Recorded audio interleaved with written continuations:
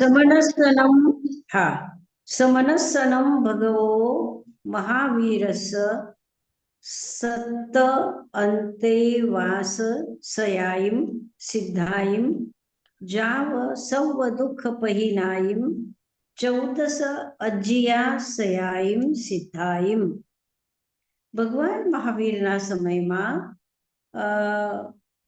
700 સાધુઓએ મોક્ષ પામી લીધું હતું, મુક્તિ પામી લીધી હતી, અને 1400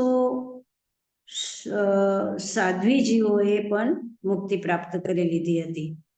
સમનસનમ ભગવો મહાવીરસ અઠ્ઠસયા અનુત્તરો વાયાનમ ગઈ કલ્લાનમ ઠી કલ્લાનમ આગમેસી વદ્દાનમ ઉકોસિયા અનુત્તરો વાયાનમ સંપયા હોથા. અને પછી શું હતું કે 800 શિષ્ય એવી તૈયારીમાં હતા કે એ અનુત્તર વિમાનમાં જાય. અનુત્તર વિમાન એટલે ખબર છે ને, 5 અનુત્તર વિમાન એટલે બસ એક ભાવ પછી મુક્તિ. તો એ અનુત્તર વિમાનમાં જવા વાળા કેટલા હતા? 800. એની સ્થિતિ, એની ગતિ એકદમ કલ્યાણકારી. ગઈ કલ્યાણમ એટલે એની ગતિ, જે પણ ગતિ હોય એ બધી કલ્યાણકારી, અને એની સ્થિતિ પણ કલ્યાણકારી. અને આગમેસી બદ્ધાનમ ઉકોસ્યા અનુત્તરો વાયાનમ સંપયા હોથા. અને એ અનુત્તર વિમાનમાં ભવિષ્યમાં એની ગતિ ઉત્પન્ન થવા વાળી, કલ્યાણમય ગતિ થવા વાળી એવા 800 શિષ્યો હતા.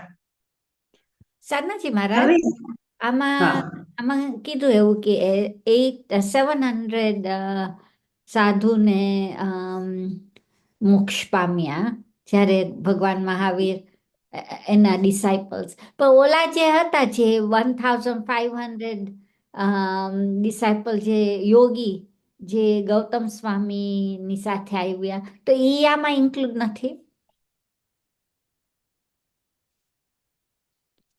એવું લાગે છે કે આ મોક્ષ ગયા પછી મહાવીરના સમયમાં એટલા સાધુઓ હતા, એવું એને કીધું. અને એના પછી આ કીધું છે કે, અથવા થઈ શકે છે કે એ 14,000 સાધુઓમાંથી આટલા સાધુ મુક્તિએ ગયા, આટલા સાધ્વીઓ મુક્તિએ ગયા, અને આટલા સાધુ 800 સાધુ જે અનુત્તર વિમાનમાં જવા વાળા છે એમ. ઓકે.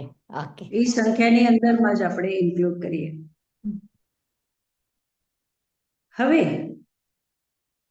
કે છે કે ભગવાન મહાવીરના સમયમાં 2 પ્રકારના સાધુ સાધ્વીઓનું અંતકૃત હતું. એટલે એ જે મોક્ષ ગયા છે તો એ કેવી એની સ્થિતિ, એટલે કેવી રીતના એને આપણે લઈ શકીએ છીએ એવું બતાવે છે કે સમનસનમ ભગવો મહાવીરસ દુવિહા અંતગળ ભૂમિ હોથા. શ્રવણ ભગવાન મહાવીરના સમયમાં અંતગળ ભૂમિ 2 પ્રકારની હતી, એટલે મોક્ષ જવાની. તો કેવી? તંજહા જુગંતકડ ભૂમિ અને પર્યાયાંતકડ ભૂમિ.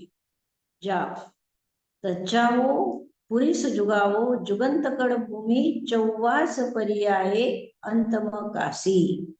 એટલે ભગવાન મહાવીરના સમયમાં મોક્ષ જવા વાળાની 2 પ્રકારની ભૂમિકા હતી.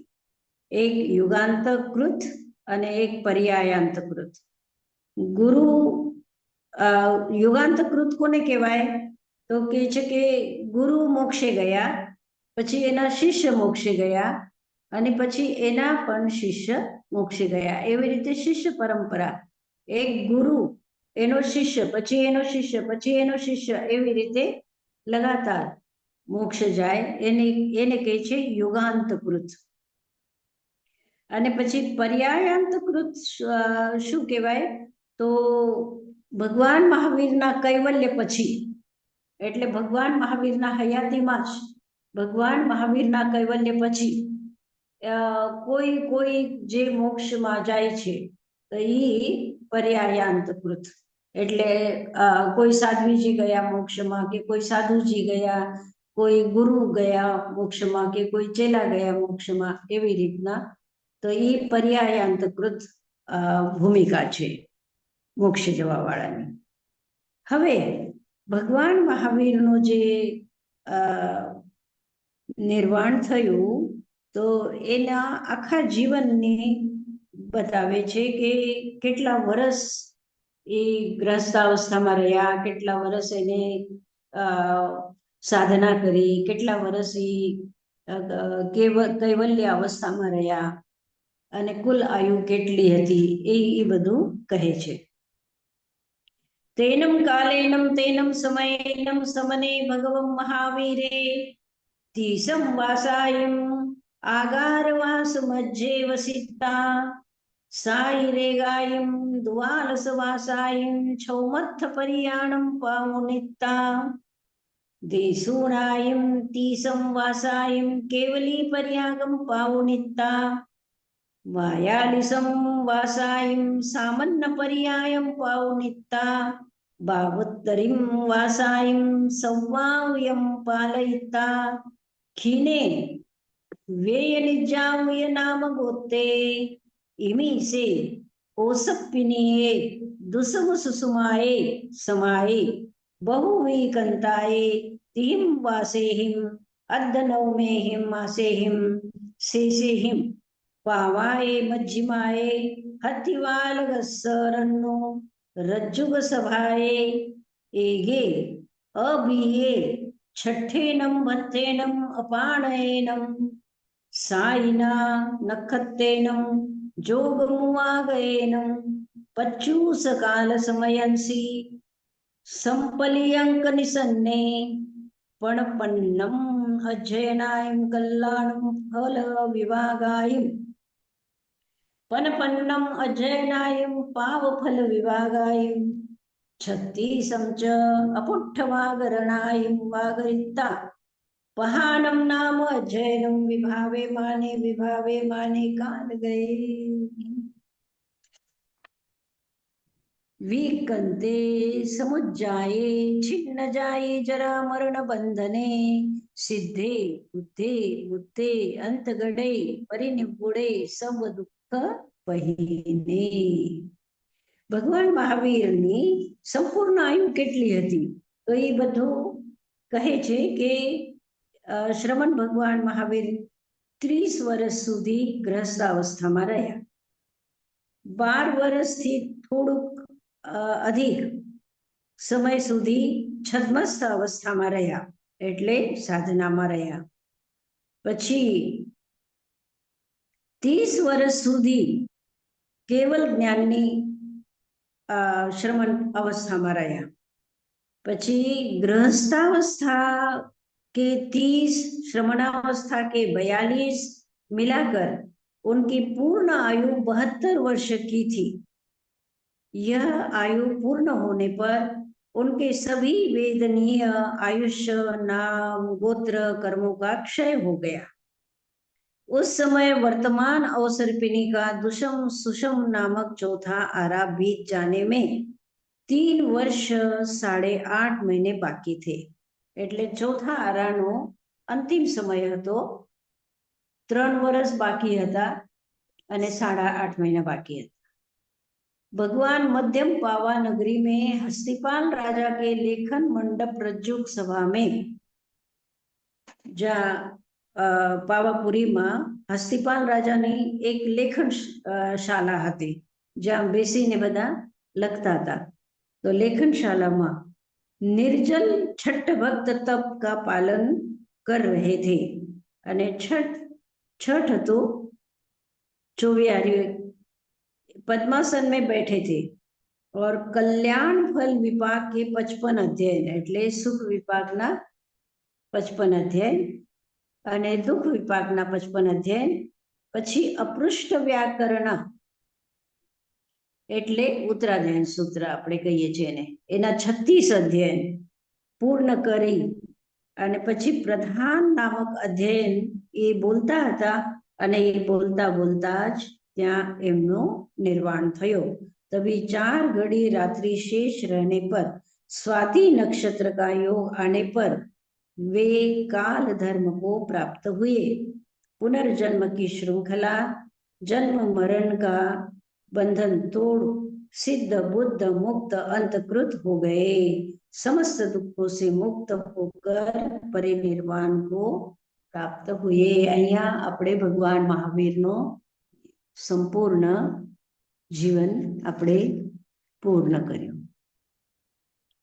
समनसनम भगवो महावीरस जाव सव दुख पहिनस नववास सयायम विकंतायम दशमस्सय वाससयस अयम असि मे संवत्सरे काले गच्छै वायनंतरे पुनः अयम तेन ये संवत्सरम काले गच्छै। એ જ્યારે ભગવાન મહાવીરનું જીવન લખાણું એ સમયની વાત કરે છે। એ ત્યારે કેટલા વર્ષ થયા હતા તો કહે છે કે 980 વર્ષ પૂરા થયા હતા ત્યારે આ શાસ્ત્ર લખાણું છે। અને એ જ્યારે એની કોપી કરી હશે ત્યારે 980 થી વધારે 13 વર્ષ વધારે થઈ ગયા એટલે કહે છે કે દશમસ્સ વાસસયસ 80 में संवत्सरे काले गच्छै वायनंतरे पुनः वाचनांतर में वायनंतरे એટલે વાચનાંતર में पुनः अयम तेन हुए संवत्सर काले गच्छै 93 એટલે 13 વર્ષ પછી બીજું કોઈ લખવા વાળો બેઠો હશે અને એને લખ્યું હશે ત્યારે એને કીધું કે 93 વર્ષ પૂરા થયા ભગવાન મહાવીરના નિર્વાણને ત્યારે આ કલ્પસૂત્ર લખાણું। હવે આજે આપણે પાર્શ્વનાથનું ચરિત્ર શરૂ કરીશું। ભગવાન મહાવીરનું ચરિત્ર પૂરું થયું આપણે વાંચ્યું। આપણે ઘણા ભાગ્યશાળી છીએ કે આપણા માટે આ કલ્પસૂત્રની રચના આચાર્ય સિદ્ધસેને કરી અને આપણને ભગવાન મહાવીરના જીવનથી ઘણી જાણકારી આપણને પ્રાપ્ત થઈ કે ભગવાને કેવી રીતે તપ કર્યું, કેવી રીતે બધા ઉપસર્ગને સહન કર્યા અને પછી કેવલ જ્ઞાન પ્રાપ્ત કરીને આપણને આટલું બધું આ સંસારથી તરવા માટેના ઘણા બધા ઉપદેશના આટલા શાસ્ત્રો આપણને મળ્યા છે। તો આ શાસ્ત્રોનું આપણે અધ્યયન કરી અને આગળ વધવાનું છે ભગવાન મહાવીરના માર્ગ ઉપર। બરોબર, આપણે હવે શું કરીએ? પાર્શ્વનાથનું શરૂ કરીએ।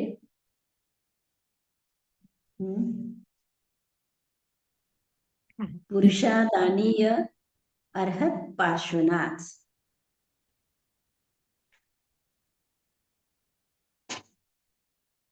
तेनं कालेनं तेनं समयेनं पासे अरहा पुरिसादानिये पंचविसाहे होता। भगवान महावीर नो हस्तोत्तरा नक्षत्र હતું 5 હસ્તોત્તરા નક્ષત્ર અને પાર્શ્વનાથના શું છે?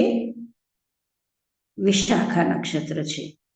તંજહા વિસાહા હિમચુએ चैता गब्बम वक्कन्ते विसाहा हिम जाए विसाहा हिम मुंडे भविता आगारा वनगारिं पवये विसाहा हिम अनंते अनुत्ते निवाघाये निरावरणे कसिने पडिपुन्ने केवल वरनान दंसन समुपन्ने વિસાહાયમ પરિનિવ્યે.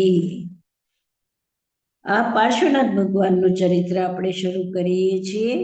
પાર્શ્વનાથ ભગવાનનું જે ચવન કલ્યાણક છે એ પણ વિશાખા નક્ષત્રનું છે.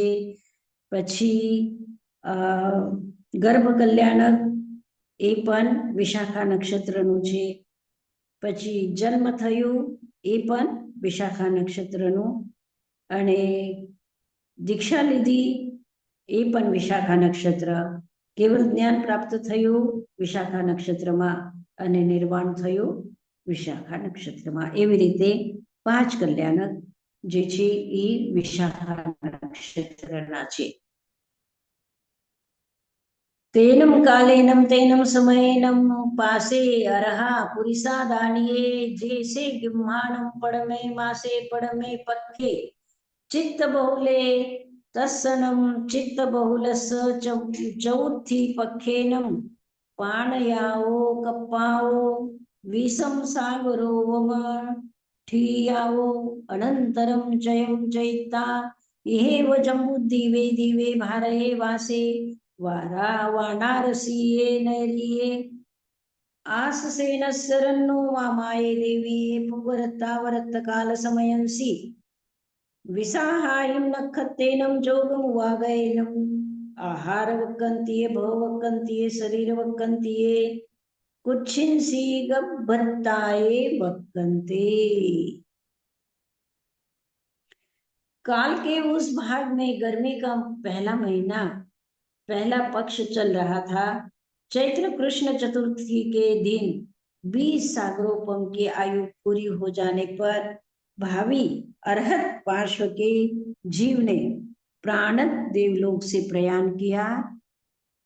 वह मानवीय आहार भव शरीर प्राप्त कर जम्बू द्वीप के भारतवर्ष क्षेत्र की वाराणसी नगरी में मध्य रात्रि के समय विशाखा नक्षत्र का योग आने पर अश्वसेन राजा की रानी वामा देवी की कोख में अवतरित हुए।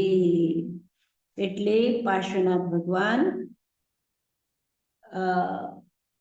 वाराणसी नगरी में अश्वसेन राजा ने त्या અને વામાદેવીની કુક્ષીમાં એને ગર્ભધારણ થયું, એનું ગર્ભધારણ થયું, એ જન્મમાં આવ્યા. એના પણ 9 ભવ છે. એ 9 ભવમાં એ કેવી રીતે વૈરાનુબંધી વૈર કહે છે ને, કે એકાબીજા સાથે વૈર ચાલતો રહ્યો અને 9 ભવ સુધી એનો જે વૈર ચાલ્યું, એના પછી એને 10મા ભવમાં પાર્શ્વ પ્રભુ થયા છે. પાસીનમ અરહા પુરીસા દાનીએ તિન્નાનો વગયે આવી હોથા जय सामित्य जानई जय माने न जानई जयेति में जानई तेनम चेव अभिलावेनम सुविनदंसन विहानेनम सवम जावनीयम गिहम अनुपविठा जावसुहम सुहेनम तम गब्बम परिवहई। कहे के पुरुषादानी पार्श्व 3 ज्ञानथी संपन्न હતા, मति ज्ञान, श्रुत ज्ञान ने अवधि ज्ञान। इस घटना से लेकर माता के गर्भ को सुखपूर्वक धारण पालन करने की घटना तक सारा वर्णन श्रमण भगवान महावीर से संबंधित प्रकरण के समान ही है। એટલે જેવી રીતે ભગવાન મહાવીરનો બધું થયું કે સ્વપ્ન આવ્યા, પછી સ્વપ્ન ફલ બતાવ્યા, પછી જન્મ થયો, પછી નામકરણ થયું, એ બધું જેવી રીતે ભગવાન મહાવીરનું છે એવી જ રીતે પાર્શ્વનાથનું પણ સમજવાનું. तेनम कालेनम तेनम समयेनम पासे अरहा पुरीसा दानिये जैसे हेमंतानम दोच्चे मासे तच्चे पखे पोष बहुलस्स दशमी पखेनम नवन्नम मासानम बहुपड़िपुन्नानम अद्धठमानम रायंदियानम वैकंतानम पुवरत्तावरत्त काल समयंसी વિસાહાહિમ નખત્તેનમ જોગમુવાગયેનમ આરોગ્યમ તારયમ પયાયા. હવે જન્મ ક્યારે થયો એ બતાવે છે कि उस काल उस समय में सर्दी का दूसरा महीना तीसरा पक्ष चल रहा था. पौष कृष्ण दशमी के दिन गर्भ धारण के 9 महीने और 7.5 अहोरात्र बीत चुके थे. तब मध्य रात्रि के समय में विशाखा नक्षत्र का योग आने पर स्वस्थ माता ने सुखपूर्वक पुत्र रत्न को जन्म दिया. जिस रात पुरुषादानीय पार्श्वनाथ का जन्म हुआ उस घटना से नामकरण हो जाने की घटना तक का सारा वर्णन श्रमण भगवान महावीर से संबंधित समझ लेना चाहिए. तो क्यारे जन्म थयो ई बतावी दीधुं અને પછી બધું ઉત્સવ વગેરે જે કંઈ ભગવાન મહાવીરનો થયો એવી જ રીતે પાર્શ્વનાથ ભગવાનનું પણ સમજી લેવાનું છે. આમાં પણ સાધનાજી મહારાજ મથેન વંદામે આમાં પોષ મહિનો લખ્યો છે પણ આ માગસર મહિનામાં જન્મ છે. આપણે એ માગસર આ જે મહિના છે ને આ બધા બહુ કન્ફ્યુઝિંગ છે કારણ કે કોઈ કૃષ્ણ પક્ષને પહેલા માને અને શુક્લ પક્ષને પછી માને, કોઈ શુક્લ પક્ષને પહેલા માને, એવી રીતે અલગ અલગ થોડું ઘણું છે એમાં. પણ 15 દિવસનો જ કંઈક ફરક છે, હે ને?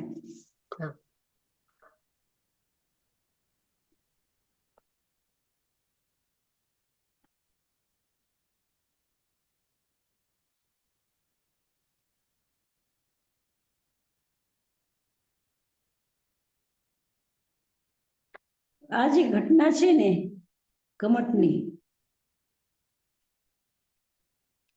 એ ઘટના મૂળમાં નથી, મૂળ પાઠમાં એ ઘટના નથી.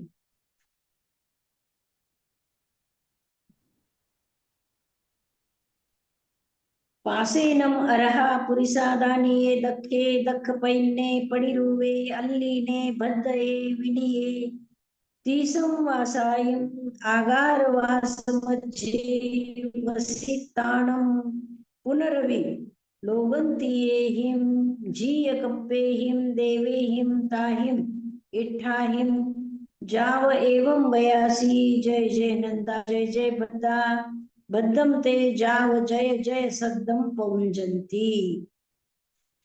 पुरुषादानीय अरहत पार्श्वनाथ दक्ष थे. दक्ष એટલે બહુ विचक्षण હતા, બહુ બુદ્ધિશાળી હતા. दक्ष प्रतिज्ञ थे, अनुपम रूपवान थे, आत्मा में लीन थे, स्वभाव से सरल विनयवान थे. वे 30 वर्ष तक गृहस्थाश्रम में रहे. उसके बाद परंपरा के अनुसार लोक के अंत में रहने वाले देवताओं ने आकर इष्ट व आनंददायक गंभीर वाणी में कहा, हे नंद जय जय हो, हे भद्र जय जय हो, आपका कल्याण हो, आप धर्म तीर्थ का प्रवर्तन करे. સાધનાજી મહારાજ મથેણ हाँ વંદામી बोलो. આ મહાવીર ભગવાનમાં તો આ નતું આવ્યું આવી રીતે કે દેવલોક આવીને મહાવીર ભગવાનને કે તમે આ કરો હવે. હા આવ્યું હતું ને, લોકાંતિક દેવતા આવે છે ને, સેમથી આવી રીતે લોકાંતિક કે છે, દેવતા. એટલે એમ કે છે હવે તમારે દીક્ષા લેવાનો ટાઈમ આવી ગયો એમ કહે. હા હા હા હા કહે છે. આવ્યો તો ભગવાન મહાવીરના એમાં પણ આવે. હા 9 લોકાંતિક દેવતા છે એ આવે છે અને કહે છે કે હવે તમે આ જનતાનું કલ્યાણ કરો, ધર્મ તીર્થની પ્રવર્તન કરો, એવું કહે છે. તો હજી કેવળ જ્ઞાન ના થયું હોય પણ એ પેલા ખબર હોય કે આ પર્સન આ કરવાના છે. એ દેવતાઓને ખબર છે. ઓકે. હા દેવતાઓને ખબર છે. પાર્શ્વનાથ ભગવાનને એ ખબર હશે કે હા નિશ્ચિત નિશ્ચિત નિશ્ચિત ખબર હશે. મથેણ વંદામી સાધનાજી મહારાજ એ આપણે એમ કે છે કે ધર્મતીર્થની પ્રવચના કરો, પણ ધર્મથી તો જયારે કેવળ જ્ઞાન થાય ત્યારે જ એની શરૂઆત થાય ને. જે ચતુર્વિધ સંઘ અને ધર્મતીતમાં કઈ અંતર સમજવાનું? કાંઈ નહીં. જયારે તીર્થની સ્થાપના કરે છે ને, સાધુ સાધ્વી શ્રાવક શ્રાવિકા 4 તીર્થની સ્થાપના કરે છે, અને પછી સાધુ સાધ્વીને શું કરવું જોઈએ અને શ્રાવક શ્રાવિકાઓને શું કરવું જોઈએ, એ જે વાતો કહે છે, અહિંસાની સ્થાપના કરે છે, એને જ કહે છે ધર્મતીર્થ. વાસ્તવમાં તાઈ મહારાજ એનું વિશ્લેષણ એવી રીતે કરે છે કે એ સમયમાં એટલે ભૂલી જાય ને લોકો. પાર્શ્વનાથે ધર્મતીર્થની સ્થાપના કરી હતી, પણ પછી લોકો ભૂલી જાય અને પછી હિંસામાં રચાપચા હોય અને બધા બ્રાહ્મણોનું વર્ચસ્વ વધી ગયું હતું, અને બ્રાહ્મણો બધા જે સારા પશુઓ છે, સારું ધાન છે, સારું ઘી છે, જે કઈ સારું છે એ બધું યજ્ઞમાં હોમી નાખતા હતા, અને જનતા બહુ દુખી થઈ ગઈ હતી. તો પછી જે સારા લોકો છે, જે વિચારક લોકો છે, અમુક, કારણ કે ધરતી ઉપર ખરાબ લોકો પણ હોય ને સારા લોકો પણ હોય, પણ સારા લોકો રાહ જોતા હોય કે કોઈ આગળ અમારો નેતા થાય. જેવી રીતે હવે બધા જ આપણા ભારત વર્ષની અંદરમાં બધા જ બહુ પરેશાન હતા અંગ્રેજોના રાજથી. તો બધા પરેશાન તો હતા, સમજતા તો હતા, પણ કોઈ વ્યક્તિ આપણને લીડ કરવા વાળો મળે. એવી રીતે પછી ગાંધીજી આવ્યા, લોકમાન્ય તિલક આવ્યા, અને પછી બધા એના સાથે થઈ ગયા. એવી જ રીતે કે આ જે સારા લોકો હતા ધરતી ઉપર, એ લોકો જયારે જુએ છે કે રાજા મહારાજા તો ખૂબ ऐश આરામમાં રહે છે, અને જે બ્રાહ્મણો છે એ બધું અનાજ અને બધું બધી સારી વસ્તુ હોમી નાખે છે, અગ્નિમાં જલાવી નાખે છે, તો પ્રજા ત્રાહી કરી રહી છે. ગરીબ પ્રજા હજી ગરીબ થતી જાય છે, તો એના માટે કંઈક કરવું જોઈએ. એવું આવીને ભગવાન મહાવીરની ક્ષમતા જોઈએ છે, કારણ કે 30 વર્ષ સુધી એ ગ્રસ્ત અવસ્થામાં રહ્યા, તો એનું બલ, વીર્ય, પુરુષાર્થ, એની પ્રજ્ઞા, એ બધું જ્યારે જોવે છે, તો પછી આવીને કહે છે કે તમે આગળ પડો, એટલે પછી આ પૃથ્વીનો કંઈક ઉદ્ધાર થાય. એવું તાઈ મહારાજ એનું વિશ્લેષણ કરે છે. Thank you. હાજી. પૂર્વિમ પિનમ પાસસ અરહો પુરીસાદાનિયસ માનુસ ગાવો ગિહત ધમ્માઓ અનુત્તરે આહોહિયે તંચેવ સવમ જાવદાયમ દાયયાનમ પરિભાયતા જેસે હેમંતાનમ દોચે માસે તચ્ચે પખે પોષ બહુલે તત્સણમ પોષ બહુલસ્સ એકાદશી દિવસેનમ પૂવન્ન કાલ સમયંસી વિશાલાય સીવિયાય સદૈવ મનોયા સુરાય પરિસાય તમ જેવ સવમ નવરમ વાણારસિં નયરિમ મજ્જમ મજ્જેનમ નિગચ્છિતા જેનેવ આસમપયે ઉજ્જાણે જેનેવ અશોકવર પાયવે તેનેવ વાગચ્છિતા અશોકવર પાયવસ અહેઠી સિયમ ઠાવેતા સિયાઓ પચ્ચોરુહિતા સ્વયમેવ આભરણ મલ્લાલંકારમ ઓમોયિતા સ્વયમેવ પંચમુઠ્ઠિયમ લોયમ કરિતા અઠ્ઠમેનમ ભત્તેનમ અપાણયેનમ વિસાહાહિમ નખત્તેનમ જોગમુવાગયેનમ એગમ દેવદૂ સમાદાય તિહિમ પુરીસયેહિમ સદ્યમ મુંડે ભવિતા ગારાઓ અનગાર્યમ પવયે.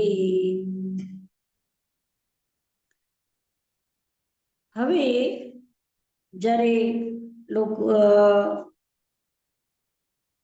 આ કહે છે કે તમે દીક્ષા લો, તમે કલ્યાણ કરો, તમે ધર્મ પ્રવર્તન કરો, લોકાંતિક દેવો જ્યારે કહે છે, ત્યારે પછી પાર્શ્વનાથ પ્રભુ જે પહેલેથી નિશ્ચિત હતું કે પાર્શ્વનાથ અરહંત થવાના છે. તો એ ગિહત ધમ્માવો અનુત્તરે आहोहियाए पुरुषादानीय अरहत पार्श्व मनुष्य जन्म के गृहस्थाश्रम में प्रवेश करने से पहले अनुत्तरादि ज्ञान दर्शन के धारक थे. उनके अभिनिष्क्रमण की घटना का विस्तृत वर्णन श्रमण भगवान महावीर के चरित्र में दिए वर्णन के समान ही है. केवल समय और स्थान इस प्रकार है. उस समय शीत ऋतु का दूसरा महीना और तीसरा पक्ष चल रहा था. पौष कृष्ण एकादशी के दिन पूर्वाह्न में विशाला नामक पालकी में बैठ वाराणसी नगरी के बीच से निकले, आश्रम पद नामक उद्यान में गए और अशोक वृक्ष के नीचे 300 पुरुषों के साथ अनगार बने. भगवान महावीर तो एकला ज बन्या था અને પાર્શ્વનાથ 300 સાથે દીક્ષા લે છે. એનો દીક્ષાનું જે સ્થાન છે એ આશ્રમ પદના પાસે છે. આશ્રમ પદ નામક ઉદ્યાન, એ ઉદ્યાનમાં એ દીક્ષા ગ્રહણ કરે છે અને અશોક વૃક્ષના નીચે દીક્ષા ગ્રહણ કરે છે. पासेनमरहा पुरिसादानीये तेसीं रायंदियायं नित्यं ओसट्टकाये चियत्त देहे जेकेहि वसग्गा उपपज्जन्ति तंजहा दिव्वावा मानुसावा तिरकजोनियावा अनुलोमावा पडिलोमावा ते उत्पन्ने सम्मम सहई तितिखई खमई अहियासी. पुरुषादानीय अरहत पार्श्व 83 दिनों तक शरीर की ओर से पूरी तरह उदासीन रहे. इतने अनासक्त मानो शरीर का त्याग ही कर दिया हो. छद्मस्त काल में देवता, मनुष्य अथवा तिर्यंच जाति द्वारा किए गए जो भी अनुकूल या प्रतिकूल उपसर्ग उन्हें मिले, उनको निर्भय होकर भली भांति सहन किया. ऐसे में उन्होंने अपना सामर्थ्य, धैर्य और संतुलन बनाए रखा. જેટલા પણ ઉપસર્ગો આવ્યા એ ઉપસર્ગોને ધૈર્યપૂર્વક એને સહન કર્યા. અને એ એક વાત છે કે એને પુરુષાદાનીય આ વિશેષણ લગાડેલો છે. ભગવાન પાર્શ્વનાથને પુરુષાદાનીયનો અર્થ હોય છે કે બધા લોકો દ્વારા જે આદરણીય છે, સમાદરણીય છે એવા. એટલે જે આ ઘટના તો નથી આપી, પણ એ જે કમટની ઘટના છે, સાપને બચાવ્યા, તો એનાથી આખી જનતા એના સાથે થઈ છે. એટલે બધાને એમ લાગ્યું કે આ પાર્શ્વનાથ યોગ્ય પુરુષ છે, શ્રેષ્ઠ પુરુષ છે, આદરણીય છે, કરુણાવાન છે, એવું બધાના હૃદયમાં થઈ ગયું હતું. એટલે એ પુરુષાદાનીય થઈ ગયા હતા. અને દીક્ષા લઈ 30 વર્ષની ઉંમરમાં 30 વર્ષ સુધી એ ગ્રહસ્થાવસ્થામાં રહ્યા અને 30 વર્ષની ઉંમરમાં એને દીક્ષા લીધી. તૈનમ સે પાસે ભગવમ અનગારે જાય इरिया समीये जाव अप्पाणम भावे मानस तेसीम रायंदियायम विकंताये 84 इमस रायंदियस अंतरावट्ट मानस जैसे गिम्मानम पड़मे मासे पड़मे पक्खे चित्त बहुले तस्सनम चित्त बहुलस चौथी पक्खेनम पूवन्न काल समयंसी धायई पायवस अहे छठेनम बत्तेनम अपानयेनम विसाहाहिम नखत्तेनम जोगमुवागयेनम जानंतरियाये वट्टमानस अनंतरे अनंते अनुत्तरे निवागाये निरावरणे जाव केवल वरनानदंसने समुत्पन्ने जाव जानमाने पासमाने विहरई. भगवान पार्श्वनाथ के अनगार बनने के बाद इरिया समिति सत्य, संयम, तपादि गुणों से आत्मा को परिपूर्ण कर साधना करते हुए 83 दिन बीत गए थे और 84वां दिन चल रहा था. वह गर्मी का पहला महीना और पहला पक्ष था. चैत्र कृष्ण चतुर्थी के दिन पूर्वाह्न के समय आंवले के पेड़ के नीचे छठ भक्त तप का पालन करते हुए ध्यान मग्न थे। तब विशाखा नक्षत्र का योग आने पर उन्हें अनंत अनंत निरावरण श्रेष्ठ केवल ज्ञान और केवल दर्शन न उत्पन्न हुए। वे सभी कुछ जानते देखते विचरने लगे। અને ભગવાન મહાવીરને તો 12.5 વર્ષ સુધી તપ કરવું પડ્યું ને ઉપસર્ગો સહન કરવા પડ્યા. અને પાર્શ્વનાથ ભગવાનને કેટલા 83 દિવસ એટલે કેટલા? Around 3 months, approximately 3 months. 3 મહિનાથી 3 મહિનાની અંદર. હા. બસ એટલા ઓછા સમયમાં એને કેવલ જ્ઞાન થઈ ગયું, કેવલ દર્શન ઉત્પન્ન થઈ ગયું અને બસ જાનઈ પાસઈ એ જ્ઞાતા દ્રષ્ટા. મતેનો અંદામે સરનાજી મહારાજ આપણા જે તીર્થંકરના જે બધા ઉપસર્ગો આવે એ બધા દીક્ષા લીધા પછી જ એ લોકોને આટલા બધા આવે. એના ગ્રહસ્થ અવસ્થામાં તો એટલા આપણે સાંભળ્યા નથી. હા, ગ્રસ્ત અવસ્થામાં એ એટલા ઉલ્લેખનીય ન થાય. હવે ઉપસર્ગ તો આવ્યો. આ જે કમઠને એને જ્યારે કીધું ને અપમાન જેવું એને મહેસૂસ થયું કે એક છોકરો ઉઠીને મને કહે છે અને સાપ દેખાડે છે, આખી જનતામાં એની અપમાન જેવું થઈ ગયું. તો ઉપસર્ગ તો હતું જ અને એ લગભગ શાસ્ત્રોમાં કે કહાનીઓમાં આપણે કહેતા નથી, પણ એ જેટલા પણ એ જે પંચાગ્નિ તપ કરવાવાળા તપસ્વીઓ હતા એ લોકોએ હુમલો બોલ્યો હતો રાજા ઉપર. અને રાજાને કહ્યું કે તમારા દીકરાને અમને સોંપો, અમે એને બતાવશું કે એને કેવી રીતે અપમાન કર્યું છે અમારું, એનો દંડ એને આપશું. તો પછી રાજા એ લોકોને ખુશ કરવા માટે થોડા ઘણા કંઈક દાન વગેરે આપે છે અને પાર્શ્વનાથને કહે છે કે તું નાનીના ઘરે વયો જા. અને પછી એ નાનીના ઘરે જાય અને ત્યાંથી જ પછી જંગલમાં જઈ અને દીક્ષા લઈ લે છે. પણ એ આપણે એક પરિપાટી છે એટલે આપણે એવી રીતે એ આ ઘટનાને અંદર લેતા નથી. પણ તમે સમજો, કારણ કે અમે જ્યારે વિહાર કરીને બનારસ ગયા હતા ત્યારે પણ અમે જોયું કે કેટલી જગ્યા ઉપર આમ પંચાંગને તપ તપીને આમ બેઠા હોય સાધુઓ. અને હવે તો કુંભ મેળો છે અહીંયા, કેટલાય તપસ્વીઓ છે અને કેટલાય આવી રીતે અગ્નિ જલાવીને પ્રજ્વલિત કરીને બેઠા હોય અને બધા એને વંદના કરતા હોય. હજી પણ એટલી જ શ્રદ્ધા છે. તો એ સમયમાં એ શ્રદ્ધાની વાત તમે સોચો એ લોકોના, એટલે બધા જેટલા તપસ્વીઓ હતા બધા ભેગા થઈ ગયા હતા અને બળવો કરી લીધો હતો.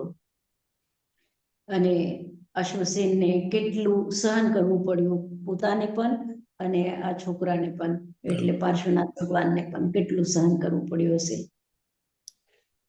તો આવી રીતે ઉપસર્ગો, હા તમારી પણ વાત સાચી છે કે અમુક લોકો એવા હોય. હવે અહીંયા અત્યારે 5-6 દિવસ પહેલા 2 દિગંબર સાધુ આવ્યા હતા કલા મંદિર જોવા માટે. તો બધા જેટલા પણ બીજા લોકો હતા એ એકદમ અનઇઝી થઈ જાય બધા આમ જોઈને. અને પછી એ જે ગેટ ઉપર બેઠા હોય એને પૂછે કે આવું કેમ છે, આવું કેમ છે, એ કપડાં કેમ નથી પહેરતા, એ લંગોટ કેમ નથી પહેરતા, એવું એ બધું પૂછે. એટલે જ્યારે એ નગ્ન અવસ્થામાં આવી જાય છે તો અમુક લોકોને ગમે નહીં, પછી એને તકલીફ આપવા માંડે.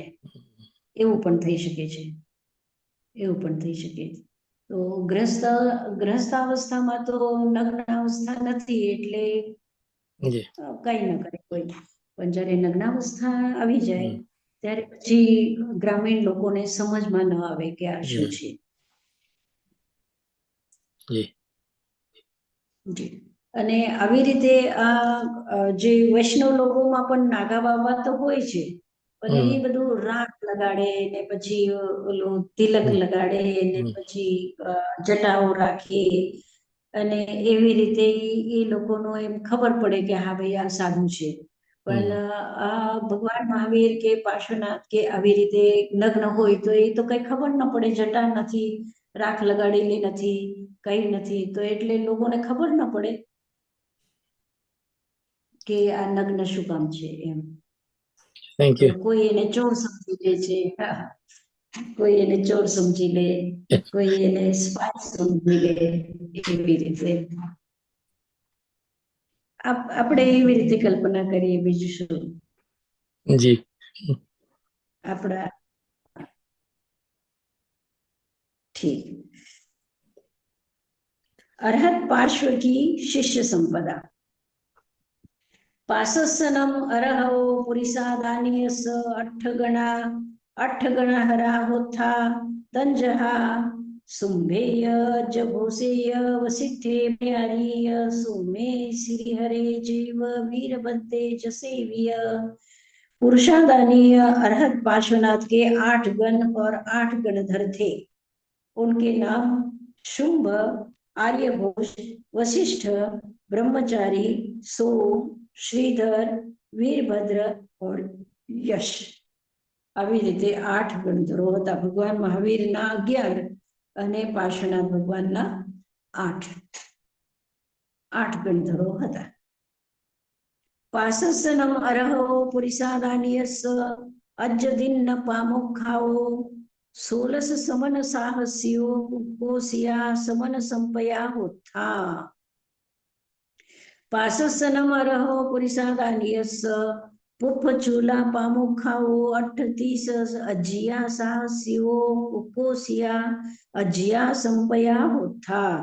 पासस्सनम अरहो पुरिसादानियस सुव्वय सुनंद पामोखानम समनो वासगानम एगाशय साहसी 64 च सहसा उपोसिया समनो वासग संपया होता.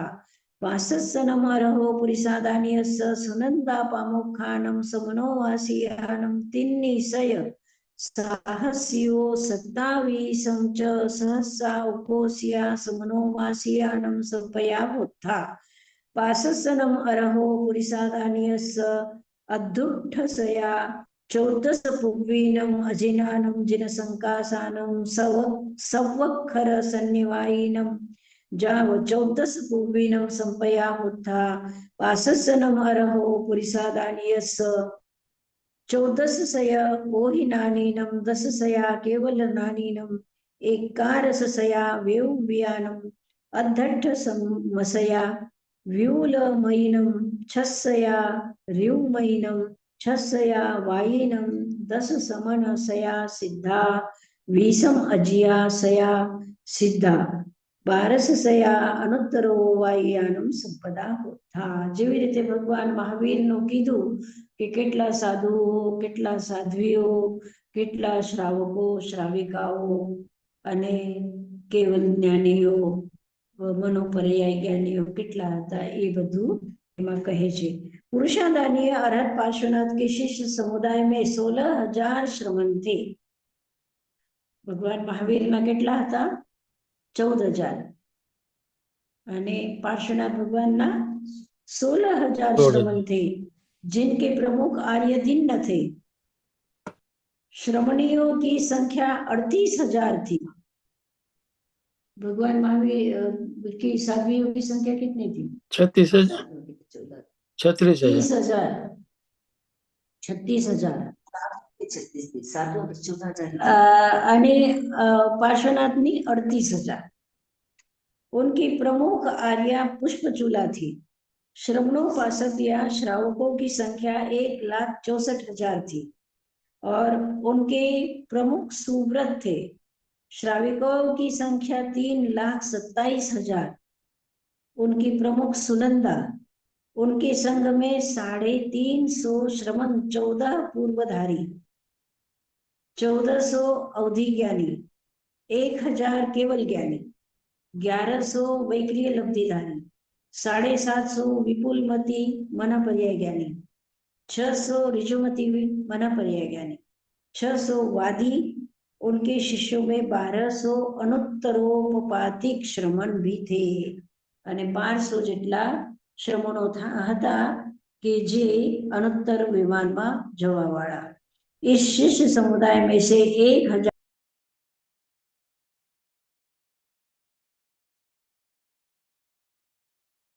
तो પાર્શ્વનાથ ભગવાનના બધા શિષ્યોની બધી લિસ્ટ અહીંયા આપી છે કે કેટલા કેટલા કેવા કેવા શિષ્યો એમના હતા। એ બધું જેવી રીતે ભગવાન મહાવીરનું આપ્યું એવી જ રીતે અહીંયા પણ આપ્યું। અહીંયા અમુક સંખ્યાઓ વધારે છે પાર્શ્વનાથ ભગવાનની શિષ્યોની। પાર્શ્વનાથ ભગવાન 3 મહિનાથી ઓછું એને દીક્ષા લઈને કેવલ જ્ઞાન મળ્યું ને પછી કેવલ જ્ઞાન પછી એને કેટલા 30 વર્ષ હતા ના એવું આપ્યું નથી એને। નથી આવી 70 years. 70 years. He was 100 years. 100 વર્ષનો આવી હતો।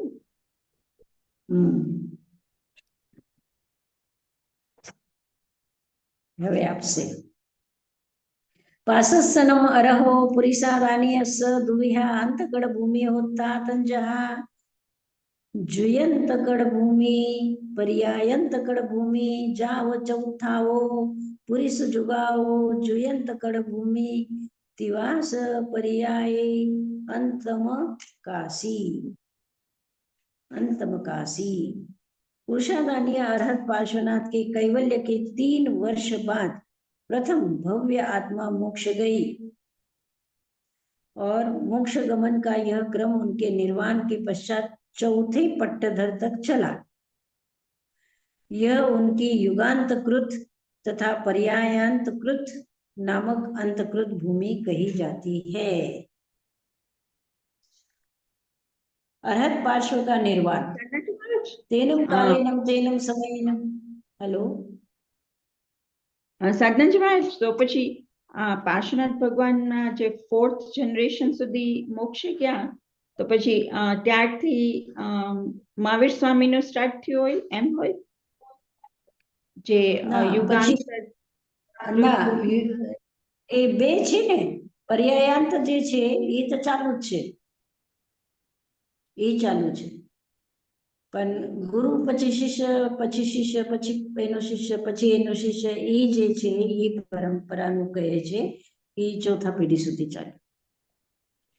તો મહાવીર ભગવાન ચાલે ને પછી મહાવીર ભગવાનનું ચાલે એમ પછી મહાવીર ભગવાનનું ચાલે એમ।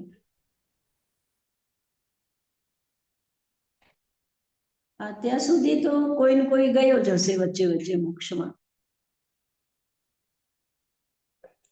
तेनम कालेनम तेनम समयनम पासे अरहा पुरिसादानीयेति संवासायम अगारवास मध्ये वसिता तीसीम रायंदियायम छौमत पर्यायम पावनिता देशुनायम 70 वासायम केवली पर्यायम पावनिता। जो 70 वर्ष રીટાબેન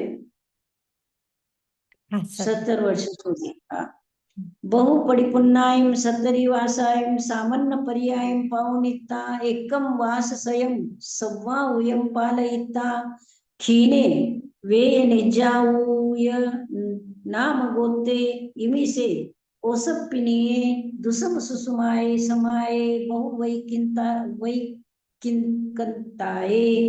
जैसे वासानम पड़मे मासे दोचे पक्के सावन शुद्धे दस्सनम सावन शुद्धस अठमे पक्खेनम उप्पिम सम्मेय सेल सिहरंसी अप चोत्तीसई में मासीएनम भत्तेनम अपाणयनम विसाहाहिम नखत्तेनम जोगमुवागयनम पूवन्न काल समयंसी वघारिय पाणी काल गए जाव सब दुख पहिने। उस काल के उस भाग में पुरुषादानीय अरहत पार्श्वनाथ 30 वर्ष तक गृहस्थाश्रम में रहे। 83 दिन छद्मस्थ अर्थात सामान्य श्रमण और 70 वर्ष से कुछ कम समय तक केवल ज्ञानी श्रमण अवस्था में रहे। इस प्रकार 30 वर्ष गृहस्थ, 70 वर्ष श्रमण रहकर 100 वर्ष की आयु पूर्ण होने पर उनके वेदनीय आयु, नाम तथा गोत्र कर्मों का क्षय हो गया। उस समय वर्तमान अवसर्पिणी के दुषम सुषम नामक चौथे आरे का अधिकतर भाग बीत चुका था। वर्षा ऋतु का प्रथम महीना दूसरा पक्ष चल रहा था। श्रावण शुक्ल अष्टमी के दिन सम्मेद शिखर पर अन्य 33 श्रमणों के साथ वे जल रहित मासिक भक्त तप का पालन करते हुए कायोत्सर्ग मुद्रा में दोनों हाथ लंबे किए ध्यान मग्न थे। पूर्वाह्न के समय विशाखा नक्षत्र का योग आने पर वे काल धर्म को प्राप्त हुए, समस्त दुखों को नष्ट कर परिनिर्वाण को प्राप्त हुए। એને સંથારો કર્યો, ભગવાન મહાવીરે સંથારો નહોતું કર્યું અને પાર્શ્વનાથ ભગવાને સંથારો કર્યો, માસ્કમન કર્યું અને એના સાથે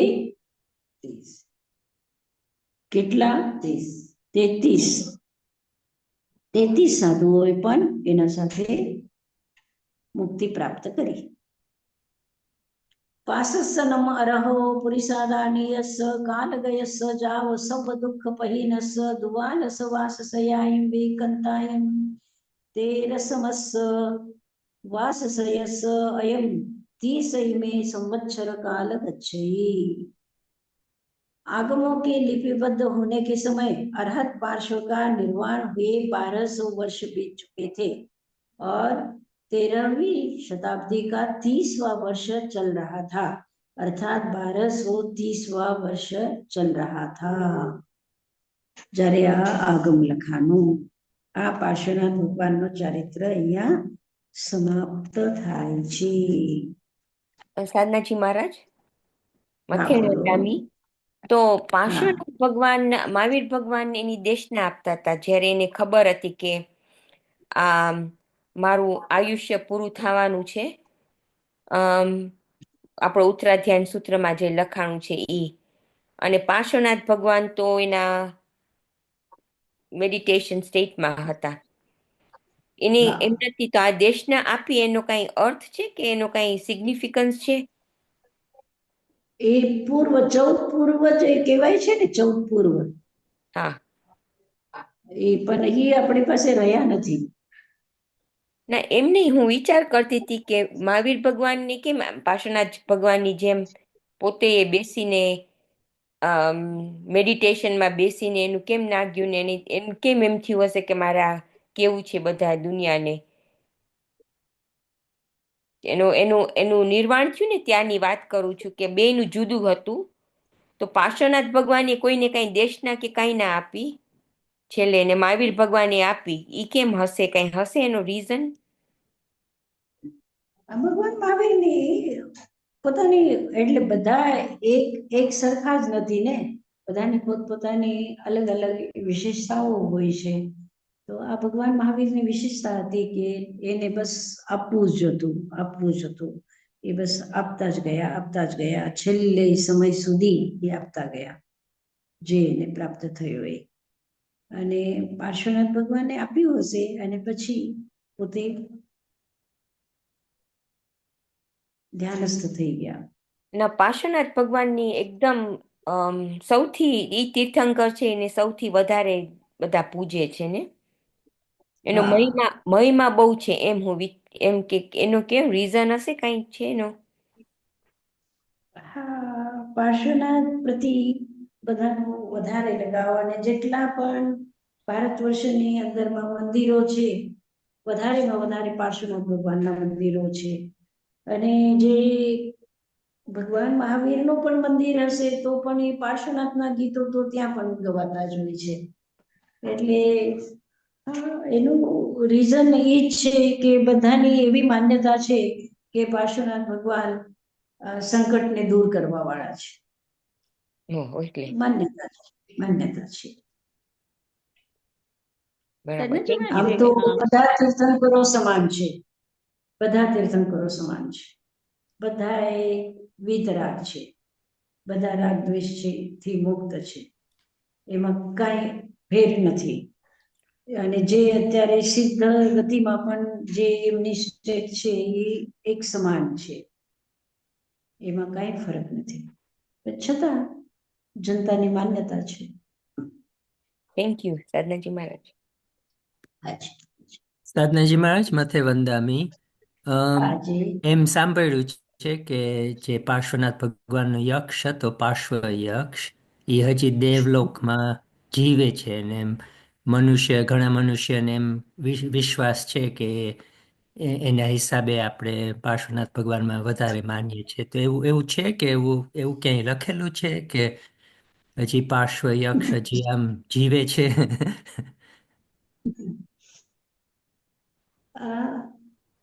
એવી માન્યતાઓ છે. એવી રીતે આપણા શાસ્ત્રના અનુસાર તો એવું કઈ નથી. આપણું જે જૈન દર્શન છે એના અનુસાર તો એવું કઈ નથી. પણ એવી કથાઓ હોય. સાધનાજી મહારાજ હાજી. આપણે એમ હા. કે છે કે પાર્શ્વનાથ ભગવાન જે યશ કીર્તિ હતી સૌથી વધારે જે બધા તીર્થંકરોમાં હતી. અને એનું કારણ એમ કે છે કે એ જયારે દેવલોકમાં હતા ત્યારે એમને સૌથી વધારે જે 5 કલ્યાણક બધા હોય ને એમાં એને સૌથી વધારે એમને જોયા છે બધા કલ્યાણકમાં. ઉજય વાત છે. એટલે એમની યશ કીર્તિ વધારે હતી. શું ફરીથી હું ના કહેજો. સમજી. સોરી. Thank you. એમના એ જયારે દેવલોકમાં હતા ને જયારે પાર્શ્વનાથ ભગવાન ત્યારે એટલે હા. એમને એને જે બધા કલ્યાણકો બીજા તીર્થંકરના કલ્યાણકો થાય ત્યારે એને મેક્સિમમ એટેન્ડન્સ એમને આપ્યું છે. 500 કલ્યાણ. કલ્યાણ. હા, હા. એટલે આદય કર્મ એમનું વધારે છે. વધારે છે. એમ. હા, એમ. એનું કયું કર્મ વધારે છે? આદય ફેમ. જી. આદેય નામ કર્મ હોય ને. આદેય. એટલે ફેમ. ઓકે. કેટલા? 500. હા. વાવ. સાધનાજી મહારાજ, આમાં આપણે કમઠ ને એનું આપણે બહુ વર્ણન ના થયું આમાં કલ્પસૂત્રમાં. પણ જે રિલેશનશિપ હતું કમઠ ને પાર્શ્વનાથ ભગવાનનું, અને જે અનંતાનું બંદી ક્રોધ જે છે, ક્રોધ માન માયા લોભ, આમાં ઘણું આપણને એમાં શીખવા મળે કે કેટલું જે ક્રોધ છે કેટલા જન્મ સુધી રહી શકે ને સાધનાજી મહારાજ? ઘણી વાર્તાઓ છે એ અનેક જન્મો સુધી આ વૈર પરંપરા ચાલતી હોય છે. એને મારે આ પાર્શ્વનાથ નું અલગ છે. પાર્શ્વનાથની વૈર પરંપરા નથી, એ માનતા નથી. પણ ઓલો જે સામે વાળો છે કમઠનો જીવ, એ પરંપરાને ખૂબ ચલાવતો હોય છે. એના પ્રતિ હંમેશા દ્વેષ બુદ્ધિ રાખતો હોય અને એ પરંપરા ચાલે અને આટલા ભવ સુધી એને તકલીફ જ આપતો હોય છે. સાધનાજી મહારાજ, હમણાં આપણે વાત કરી, આ લોકોએ વાત કરી ને કે પાર્શ્વનાથ ભગવાને 500 કલ્યાણક જોયા છે, તો એને તો 4 અવસર્પિણી ને ઉત્સર્પિણીમાં બધાયમાં દેવલોકમાં જતા એટલા વખત. હા, ચાર દેવલોકની જે 24 સ્થિતિ થઈ છે, ગઈ. 424 થઈ ગઈ. આયુ તો ત્યાં દીર્ઘ હોય ને. અહીંયા તો આપણા કેટલાય કાળ વયા જાય. ત્યાં એ લોકોનું જે આયુ સ્થિતિ છે એ સાગરો પણ હોય ને, એટલે એમાં 24 આટલી બધી થઈ જાય એટલી? તો પછી મહાવિદ્ય ક્ષેત્રના હોય, ઈરાવત ક્ષેત્રના તીર્થંકર હોય, પાંચના તીર્થંકર હોય, હા બધા ઠીક છે. 5 ભૂમિ છે ને એમ બધાના. ઓકે, હા, ધેટ મેક સેન્સ. બરાબર, થેન્ક યુ. હમણાં એ હા, સાધનાજી હવે મહારાજ પાર્શ્વનાથ ભગવાનની વાર્તા વાંચી હતી, તો એમાં એમ લખ્યું તો એમનો આદય કર્મ એટલે છે કે એમને એટલી આમ ક્ષમતા હતી કે આટલું કમઠ એમને ઓલું દુઃખ આપતા હતા, પણ ઓલવેઝ એને ક્ષમતા જ રાખી હતી. એક જ ભાવમાં, પહેલા જ ભાવમાં જયારે કમઠે માર્યું ત્યારે એનો જરાક ઓલું વેરભાવ આવી ગયો, દુર્ભાવ આવી ગયો, એટલે એને એક્સપિરિયન્સમાં જવું પડ્યું, પણ પછી એમને બધાય ભાવમાં ક્ષમતા જ રાખી છે. એટલે એમાંથી આપણે લર્ન કરવાનું છે કે આપણે દૂર વિચાર ને દૂરભાવ લઈ આવવાનો નહીં, ગમે તે કઈ કરે, બીકોઝ આપણા આત્મા તો પ્યોર જ છે, એવી રીતે એ લોકોએ એમ લખ્યું હતું. બરોબર છે, બરોબર છે. હાજી. હવે રીટાબેન પ્રશ્ન પૂછો. હા, તો પેલો પ્રશ્ન હતો ઉપયોગ સ્પર્શાદિષુ, એમાં ઉપયોગનો મિનિંગ શું છે ને સ્પર્શાદિનો મિનિંગ શું છે?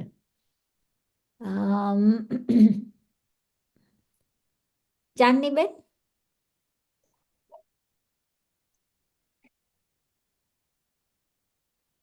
મારું નામ સાધના બારડ. અને સ્પર્શ આદિશુ એટલે બધી ઇન્દ્રિય, સ્પર્શ, રસ, પ્રાણ ઇન્દ્રિય, ચક્ષુ ઇન્દ્રિય અને શ્રોત ઇન્દ્રિય, 5 ઇન્દ્રિય સાથે છે. એટલે આ 5 ઇન્દ્રિયનો વપરાશ વગેરે વિષયો જાણવામાં ઉપયોગ થાય છે. એટલે એના વિષયો છે સ્પર્શ, રસ, ગંધ, વર્ણ અને શબ્દ. ઉપયોગ 5 ઇન્દ્રિયનો વિષય છે ને અહીંયા આ ઇન્દ્રિયનો વિષયોને જાણવા માટે ઉપયોગનો વપરાશ કેવી રીતે થાય છે. હા, હજી બીજાને કોઈને પૂછો. ઠીક છે. બીના? જે આપણે કંઈક જાણીએ, લાઈક ટચ થાય, સ્પર્શ એટલે ટચ અને આદિ એટલે બીજું બધું, તો જ્યારે જાણીએ ત્યારે ઉપયોગ હોય તો જ જણાય. તો આપણે જે ઇન્દ્રિયના ભેદ કર્યા, બાહ્ય અને અભ્યંતર, તો અભ્યંતરમાં લબ્ધિને ઉપયોગ આવ્યો, તો હવે ઉપયોગ એટલે એટેન્શન હોય આપણું તો જ આપણે ટચ થાય. જ્યાં સુધી એટેન્શન ના હોય, અવેરનેસ ના હોય, ત્યાં સુધી આપણે ખબર જ નહીં પડે. તો ઉપયોગ સ્પર્શાદિશુ એટલે ટચ ક્યારે તમને સમજ પડશે, જ્ઞાન થશે, જ્યારે ઉપયોગ હશે તો. એમ સમજમાં. હજી કોણ બોલે છે? રસીલાબેન? સાધનાજી મહારાજ, મથેણ વંદામી. તો ઉપયોગ એટલે આત્મશક્તિની લબ્ધિ, આપણે મતિ જ્ઞાનાવર્ણ્ય કર્મનો આદિનો ક્ષયોક્ષમ થાય અને જે લાભ થાય, તે લબ્ધનો આપણે વ્યાપાર કરી શકીએ, તે ઉપયોગ કહેવાય. અને સ્પર્શાદિશુ એટલે આપણા બધા ઇન્દ્રિયોથી વિષય આવે, એ ઇન્દ્રિયોના વિષય ઉપર, વિષયને લીધે જે આપણે એ ઉપયોગ વાપરીએ, મને એક્સપ્લેન કરતા નથી આવડતું, એટલે ના, રસીલાબેન, મારો કહેવાનો એ છે કે આનો જે સામાન્ય અર્થ આપેલ છે એ તો ઠીક છે, પણ જ્ઞાન કેટલા છે? 5. 5, હા. 5 જ્ઞાન છે. હવે આ ઉપયોગ સ્પર્શાદિશુ કીધું, તો આ ઉપયોગ જે છે એ ઉપયોગ ફક્ત મતિ જ્ઞાનમાં જ છે શું? ના. પ્રશ્ન અંદરમાં આ પ્રશ્ન છે કે ઓ આઈ સી, ઉપયોગ ઓકે. સ્પર્શાદિશુ. હા, તો ઉપયોગ જે છે એ સ્પર્શાદિમાં થાય છે એનો મતલબ છે કે ત્યાં જ છે. એના પછી ઉપયોગ શ્રુત જ્ઞાનમાં, અવધિ જ્ઞાનમાં, મન પર્યાય જ્ઞાન, કેવળ જ્ઞાનમાં તો જરૂરત જ નથી, પણ આ બીજા જ્ઞાનોમાં છે કે નહીં ઉપયોગ, આ મારો પ્રશ્ન છે. એ તો તમારો ત્રીજો પ્રશ્ન હતો. એમાં તો ડેફિનેટલી છે. શ્રુત જ્ઞાન ને મતિ જ્ઞાન તો બે ભેગા હોય. ઉપયોગ શ્રુત જ્ઞાનને લીધે તો આપણે ઉપયોગ કરે, શ્રુત જ્ઞાન હોય તો જ આપણને સમજ પડે કે આપણે શું જોઈએ છે. એટલે ઉપયોગ તો હોય જ શ્રુત જ્ઞાનમાં પણ.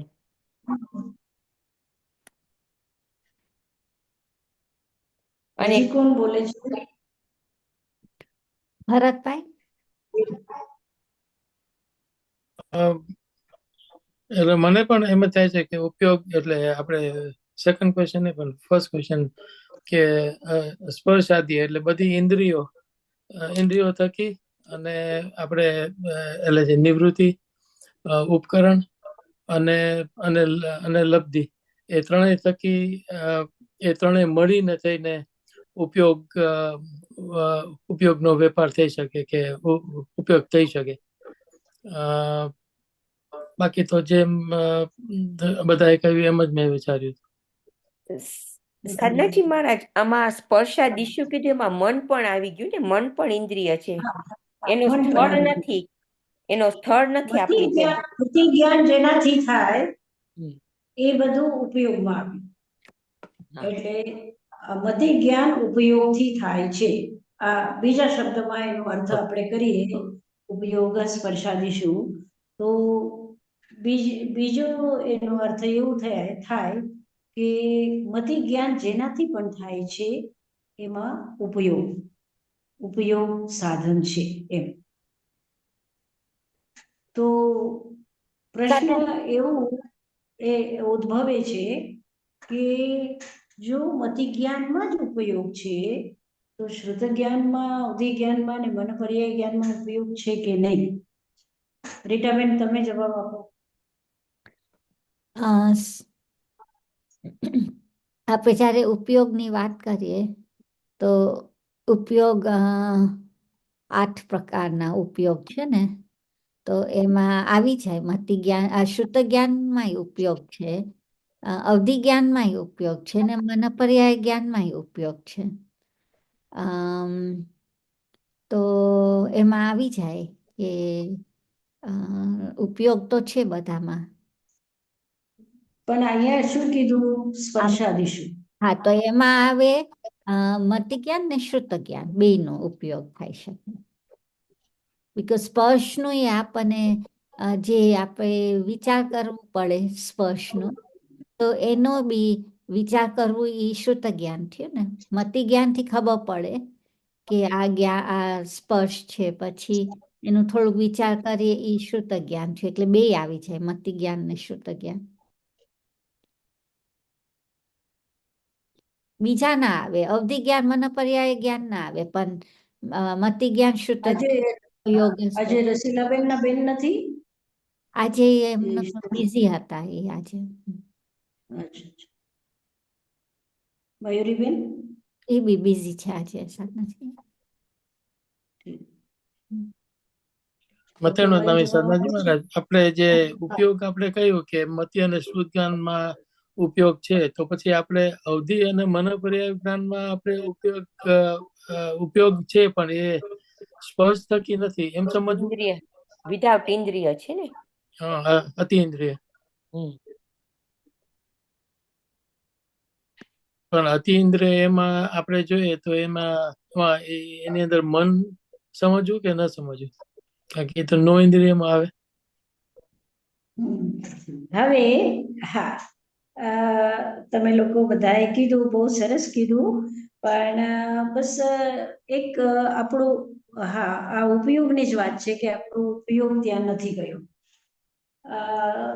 મને એમ લાગે છે, મેં એવું વિચાર્યું કે શ્રુત જ્ઞાન જે છે એ મતિપૂર્વક થાય છે, બરોબર? પહેલા મતિ જ્ઞાન થાય ને પછી શ્રુત જ્ઞાન. તો મતિ જ્ઞાન થી ઉપયોગ લાગે, મતિ જ્ઞાનમાં જ ઉપયોગ છે. એટલે નિવૃત્તિ, ઉપકરણ, લબ્ધિ અને ઉપયોગ આ ચારે જ્યારે ઉપયોગ સ્પર્શાદિશુ કહે છે ને, તો આ ઉપયોગ સ્પર્શાદિશુ કહે તો ઉપયોગનો અર્થ છે કે છેલ્લો શબ્દ લીધો તો પેલા ત્રણે પણ એની સાથે આવી ગયા.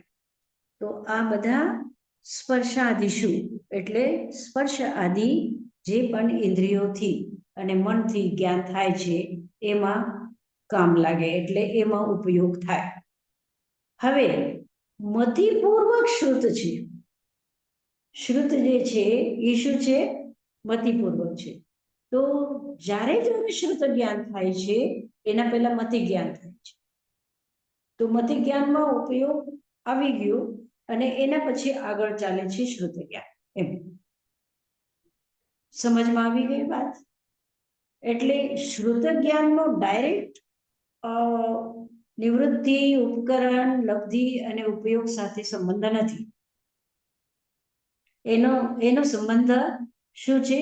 મતિપૂર્વક. એટલે મતિ જ્ઞાન આટલું કામ કરી લે છે, ભૂમિકા બધી તૈયાર કરે છે અને પછી શ્રુત જ્ઞાન આવે છે. એમ. પણ સાધનાજી મહારાજ, ઉપયોગ ઉપયોગ એટલે તમે તમારા આત્માની શક્તિની લબ્ધિ ઈ બાજુ ડાયરેક્ટ કરો છો. ઈ આપણા એવી રીતના તો શ્રુત જ્ઞાનને લીધે તમે ડાયરેક્ટ ના કરો, ઈ એના ભેગું આવે. જ્યારે જ્યારે શ્રુત જ્ઞાન થાય ને ત્યારે ત્યારે મતિ જ્ઞાન પહેલા થાય. હા, આઈ અન્ડરસ્ટેન્ડ, ઈ મને સમજ પડે છે. પણ તમે કહો છો કે ઉપયોગ શ્રુત મતિ જ્ઞાનમાં થાય, પછી શ્રુત જ્ઞાન સમજવાનું ને વિચાર કરવાનું ટેક ઓવર કરે, એટલે ઉપયોગ એમાં ડાયરેક્ટ તો ના થાય. હા, જેવી રીતે સમજો કે તમે ચાલો છો અને તમને દેખાય છે કાંટા કે પથ્થર કંઈક દેખાય છે ત્યાં રસ્તામાં. તો દેખાય છે તો મતિ જ્ઞાન થાય છે. તમને જોઈને પહેલા મતિ જ્ઞાન થયું. મતિ જ્ઞાન થયા પછી તમારું શ્રુત જ્ઞાન ચાલુ થાય છે કે પથ્થર ઠોકર લાગશે એટલે આપણે પથ્થરથી બચીને ચાલવાનું છે. એ શ્રુત જ્ઞાન થયું. પણ એનો વિચાર કર્યો કે આ પથ્થર છે તો એ શ્રુત જ્ઞાન ના આવી ગયું. હા હા હા. એટલે આ મતિ ને શ્રુત ને છૂટા કરવા બહુ અઘરા છે. કહું કેમ? ના, છૂટા થતા જ નથી. હા, એટલે વિચાર કર્યો કે જો મન આપણે મનમાં એ બાજુમાં મતિ એ બાજુમાં જ્ઞાનાવરણીય અને દર્શનાવરણીય બે છૂટા નથી થતા કોઈ વખત, અને આ બાજુમાં મતિ જ્ઞાન અને શ્રુત જ્ઞાન આ બે છૂટા નથી. ઘણી વાર આપણને વિચાર આવે, આપણે 5 ઇન્દ્રિયથી કાંઈ જોયું ના હોય પણ મનમાં વિચાર આવે અને ઈ વિચારનો આપણે વધારે એનું આપણે કોન્ટેમ્પલેટ કે કરીએ, ઈ તો શ્રુત જ્ઞાન જ થયું ને. તો શ્રુત જ્ઞાન આપણે કહીએ છીએ કે મન રૂપી ને અરૂપી બેય ને વિચાર કરી શકે કે જોઈ શકે. જોઈ તો ના કહેવાય, જોવાય ના કહેવાય, પણ રૂપી ને અરૂપી પદાર્થનો વિષયનો એ વિચાર કરી શકે. તો એમાં તો શ્રુત જ્ઞાન ના હોય. આપણે વિચાર કરીએ ખાલી અને એમાંથી આપણે કોન્ટેમ્પલેટ કરીએ અને કેવી રીતના આપણું ઉપયોગ એમાં લાગે, તો એ શ્રુત જ્ઞાન જ ના કહેવાય. હા રસીલાબેન, મન જે છે ને, મન અનિન્દ્રિય છે, તો એ અરૂપીને ને રૂપીને બેયને જાણે છે. પણ મનથી પણ મતિ જ્ઞાન થાય ને. કેવી રીતે થાય એ મને નથી સમજ પડતી. કેવી રીતે થાય? મનથી પણ મતિ જ્ઞાન થાય છે. હવે કેવી રીતે થાય? મતિ જ્ઞાન ફક્ત રૂપીને જુએ છે એવું નથી ને. મતિ જ્ઞાનનો જે વિષય છે એ ફક્ત રૂપી દ્રવ્ય જ નથી, અરૂપી પણ છે. મતિ અને શ્રુત બે. હા, ઈ બરાબર. મને હા, તો ઇન્દ્રિયનું ને મનની વિચાર કરતી હતી. તો જ્યારે મનથી આપણે અરૂપીને પણ અરૂપીનો પણ વિચાર કરીએ મનથી, ત્યારે પહેલા મતિ જ્ઞાન થાય અને પછી શ્રુત જ્ઞાન થાય. ઓકે, મેં તેમ જ મન હતું ને એટલે મને થયું કે આ શ્રુત જ્ઞાન જ છે બધું. કહું કે હા. શ્રુત જ્ઞાનથી વિચાર છે આવે તો છે ને. છે તો અઘરું. આપણે શબ્દોમાં એનો જવાબ આપીએ છીએ એ વાત જુદી છે, પણ બહુ મુશ્કેલ છે, બહુ મુશ્કેલ છે, સમજવું બહુ મુશ્કેલ છે. હવે એમાં જ તમે જે કહો છો એવી જ રીતે મને પણ પ્રશ્ન આવ્યો મારા મનમાં કે જે આત્માનુભૂતિ થાય, સમ્યક જ્ઞાન થાય, હમ. સમ્યક જ્ઞાનમાં આત્માનુભૂતિ થાય તો એ કયું જ્ઞાન કહેવાય? મતિ જ્ઞાન કે શ્રુત જ્ઞાન કે અવધિ જ્ઞાન કે મન પર્યાય જ્ઞાન, શું કહેવાય?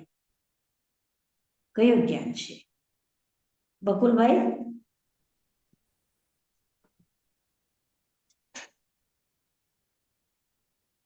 બકુલભાઈ છે? ધનંજયભાઈ, ક્વેશ્ચન શું છે?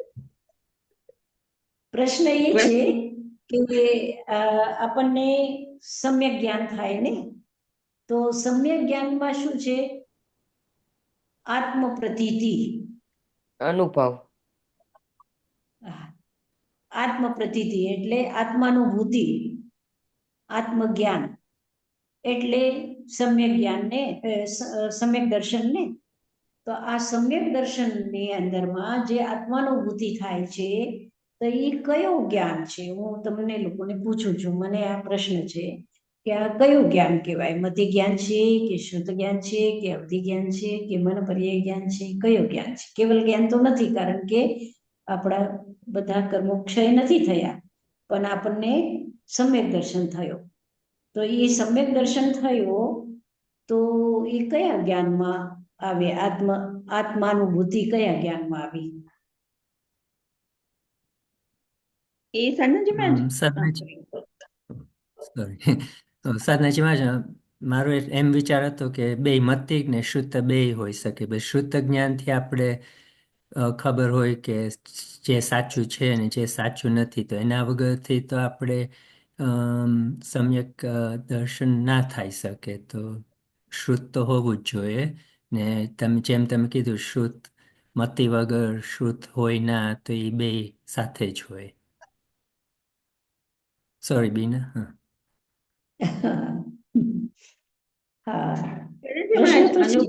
તમારું અનુભવ નથી, આમાં જ્ઞાન ને દર્શન એમાં એ બધું એક જ થઈ ગયું હોય ને.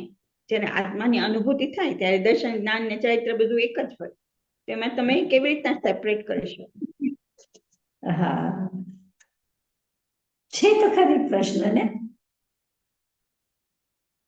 કે આત્માનુભૂતિ જ્યારે થાય તો પછી આત્માનુભૂતિ શું કહેવાય? જ્ઞાન કહેવાય કે ન કહેવાય?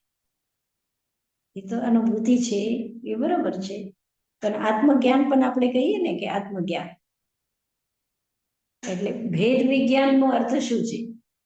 ભેદ વિજ્ઞાનનો અર્થ એ જ છે ને કે આત્મા અલગ છે, શરીર અલગ છે, એનું જ્ઞાન.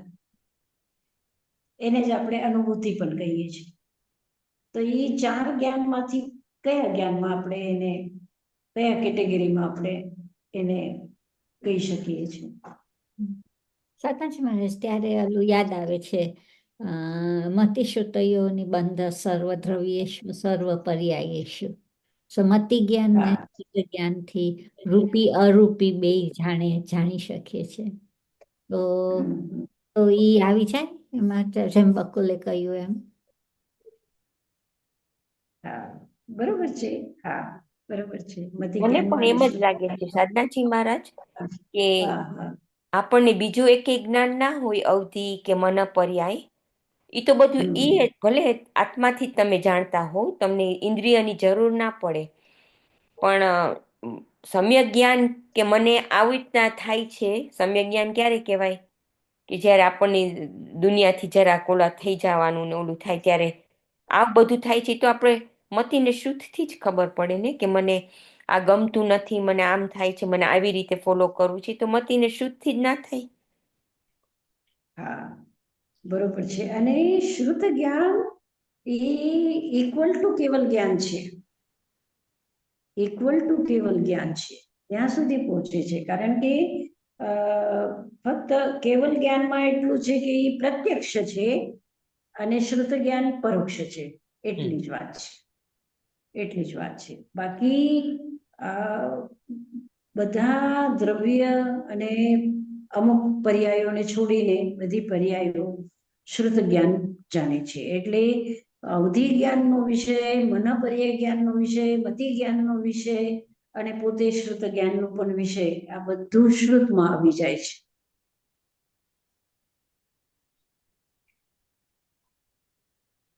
પછી કારણ કે ઉપયોગના પણ બે અર્થ છે. ઉપયોગ એટલે એક તો પદાર્થ, જે જેટલા પણ રૂપી પદાર્થ છે એનું જ્ઞાન આપણને થાય ઉપયોગથી, અને ઉપયોગથી આપણને સુખની અનુભૂતિ, દુઃખની અનુભૂતિ પણ થાય. આપણે જીવ ઉપર મરચું રાખી દીધું તો દુઃખની અનુભૂતિ થઈ, અને ગોળની કણી રાખી દીધી તો સુખની અનુભૂતિ થઈ. તો એ અનુભૂતિ પણ શું છે? એ અનુભૂતિ પણ મતિ જ્ઞાન અને શુદ્ધ જ્ઞાન છે. તો એ અનુભૂતિ તો પ્રત્યક્ષ છે, આત્માના સાથે એ જોડાયેલી. પણ મારી વાત સમજમાં આવે છે રસીલાબેન? હા, શું કહું છું? સમજી ગઈ. આત્માના કે શરીર, આપણા શરીરના સાથે ઓલી અનુભૂતિ હોય, પણ આત્માનું તમને ત્યારે ધ્યાન મળે તો શ્રુત જ્ઞાનથી જ બરાબર છે.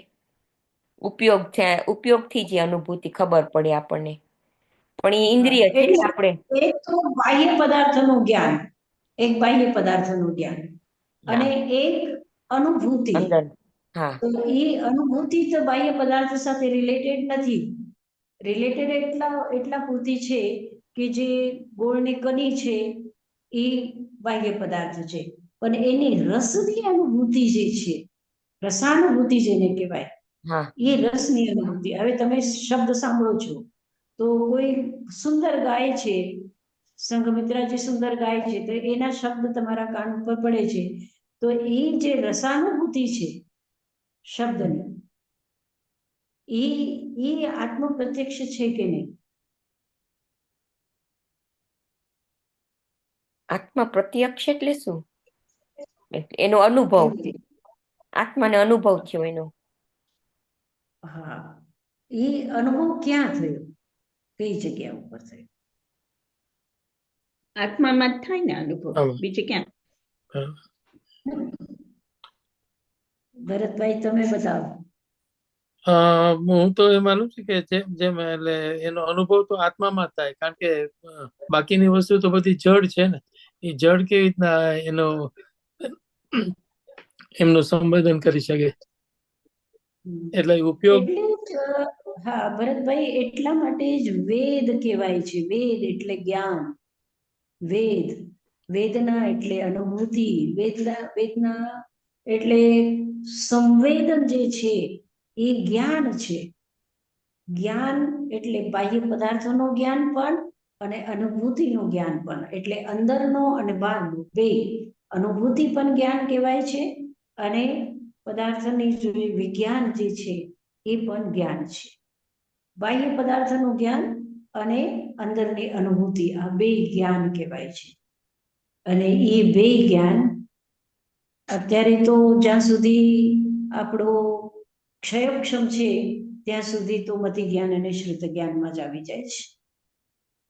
અને આત્માનો જે લક્ષણ છે, ઉપયોગો લક્ષણમ જે કહેવાય છે, તો એ ઉપયોગો લક્ષણમ એટલા માટે જ કહેવાય છે કે આત્મામાં સુખ દુઃખની અનુભૂતિ છે. તમે ચીટીમાં આત્મા છે એ કેવી રીતે જાણી શકો છો?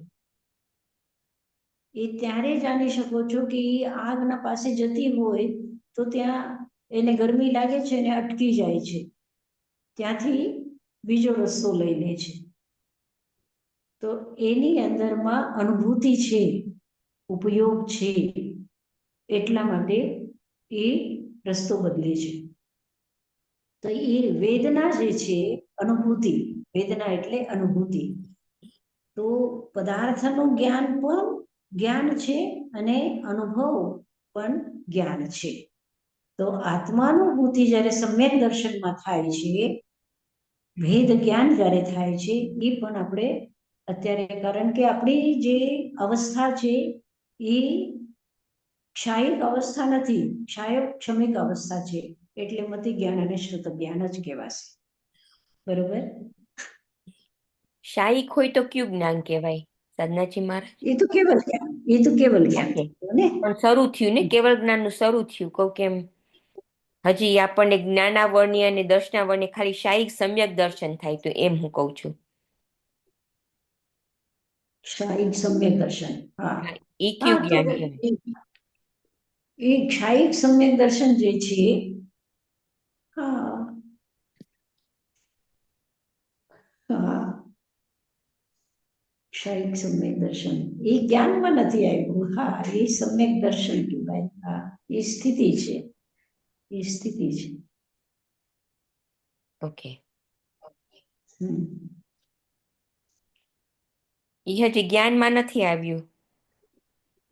હા હા, આપણે અત્યારે તો એમ જ વાત કરી રહ્યા છીએ કે જ્ઞાન અને દર્શન એક જ છે. હમ. અત્યારે કીધું ને કે જ્ઞાન અને આપણે એમ દર્શન. કહીએ છીએ કે શ્રુત મતિ ને શ્રુતિ એક જ છે, કે આ બધું અનુભૂતિ થવા માટે. તો શાયિક સમ્યક જ્ઞાન થાય ત્યારે કયું જ્ઞાન ઇન્ક્લુડેડ હોય? મતિ ને શ્રુત કે બીજા જ્ઞાન? મતિ અને શ્રુત જ છે ને આપણી પાસે તો. હા. હા, પણ જ્યારે બીજા બે શાયિક તો સમ્યક જ્ઞાન હોય, શાયિક સમ્યક જ્ઞાન તો કેવલ જ્ઞાન થયું. શાયિક ના, સમ્યક જ્ઞાન કેવલ જ્ઞાન થયું. ના ના, એ પૂછે છે કે ક્ષાયિક સમ્યક દર્શન. સમ્યક ક્ષાયિક સમ્યક તો થાય ને આપણને. હમ. ઉપશમ સંકિત થાય, ક્ષાયિક સંકિત થાય, તો એ કે છે કે ક્ષાયિક સંકિત જે છે, તો એ કયા જ્ઞાનમાં આવે છે આ 5 જ્ઞાનમાંથી? મતિ ને શ્રુત, આપણે મતિ ને શ્રુત અત્યારે આપણું પરોક્ષ જ્ઞાન છે, તો આપણે પ્રત્યક્ષ જ્ઞાન કરવાનું છે, એમ કહી શકીએ. હા, મતિ અને શ્રુત જ્ઞાનની કેટેગરી આપણે અલગ અલગ કરીએ કે એકેન્દ્રિય જીવની પણ મતિ જ્ઞાન અને શ્રુત જ્ઞાન છે ને. તો એની એ કયા કેટેગરીમાં આવશે? પછી તિર્યંચ જે છે એ કયા કેટેગરીમાં આવશે? પછી મનુષ્ય છે એ કયા કેટેગરીમાં આવશે? અને જેને સમ્યક તો થયું છે એનું મતિ જ્ઞાન અને શ્રુત જ્ઞાન કયા કેટેગરીમાં આવશે? એવી રીતે થોડી કેટેગરી આપણને વેરાયટી કરવી પડશે ને એની. તો આપણું મતિ જ્ઞાન અને શ્રુત જ્ઞાન જ્યારે ક્ષાયિક સમ્યક દર્શન થઈ જાય ત્યારે ઉચ્ચ અવસ્થામાં આવી જશે. બરોબર રસીલાબેન? હા હા, એ રીતના સમજાવી શકાય. બરાબર છે.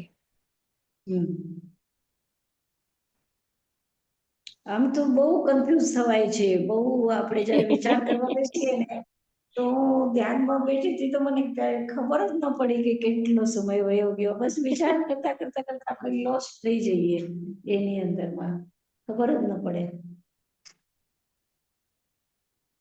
પછી મને તો એમ થાય સાધનાજી મહારાજ, આનાથી અનુભવ થાય ને એ જ વધારે સારું. આ વિચાર નહીં કરવાનો, ખાલી અનુભવ જ કરવાનો હોય. બરાબર બરાબર, પણ એ અનુભવ આપણા હાથની વાત નથી ને. મને ખબર છે. ચાલો, હવે બીજો પ્રશ્ન શું છે? લગભગ આ ત્રણેય પ્રશ્ન સેમ જ છે, પણ છતાંય આપણે જોઈએ. આપણે બીજો પ્રશ્ન બોલો રીટાબેન. હા, 2 કરી નાખ્યા ને આપણે. આમાં શ્રુત જ્ઞાન ઉપયોગ છે કે નહીં ઈ કરી નાખ્યું. હવે ત્રીજો પ્રશ્ન કરું ને સાધનાજી મહારાજ? હા, શ્રુતમનીન્દ્રિયસ્ય જે છે એ પણ એમાં આવી ગયો. શ્રુતમનીન્દ્રિયસ્ય નો અર્થ શું છે? કોણ કહેશે? કીર્તિ?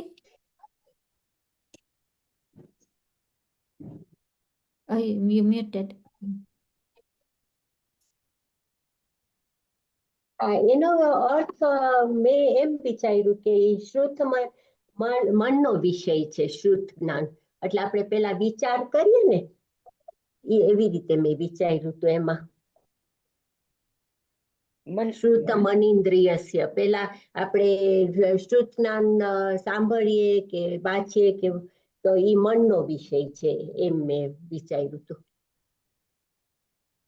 અને મન અનિંદ્રિય છે, એનું સ્થાન નથી ક્યાંય, શરીરમાં એનું સ્થાન નથી.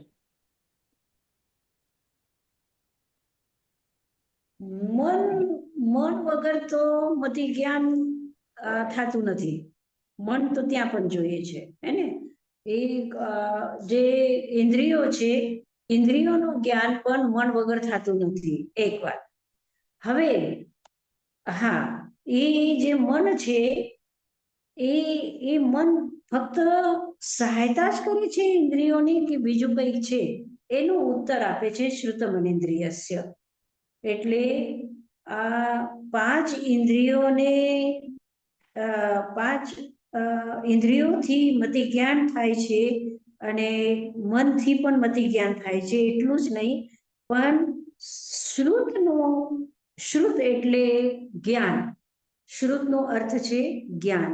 પછી મતિ જ્ઞાનનો જ્ઞાન પણ આવી ગયો એની અંદરમાં, અવધિ જ્ઞાનનું જ્ઞાન પણ આવી ગયું, મનપર્યાય જ્ઞાનનું જ્ઞાન પણ આવી ગયું. એ જે જ્ઞાન છે એને આપણે શ્રુત કહીએ છીએ.